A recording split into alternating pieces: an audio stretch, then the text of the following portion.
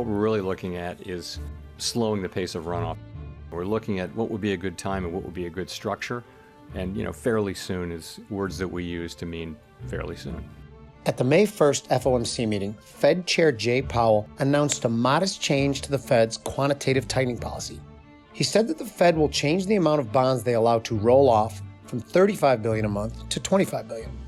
Some traders seem to believe that this may signal the beginning of the end of the QT program. The implications of this are complicated. Perhaps the Fed seems to be moving away from actively trying to keep long-term rates higher because they feel the economy is slowing, or perhaps they're concerned that their synthetic bond selling may make it more difficult for the Treasury to sell long-end bonds of their own. It can't be denied that the recent run of economic data has been surprisingly weak, with lower than expected GDP and NFP, and this certainly could be a signal that finally the economy is beginning to feel the negative effects of higher borrowing costs.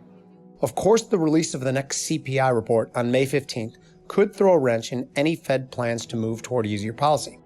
If that number confirms re-acceleration of inflation, it presents a dilemma for the Federal Reserve. Either they continue moving further away from QT and risk higher inflation, or move towards it and risk putting pressure on what looks like an already weakening economy.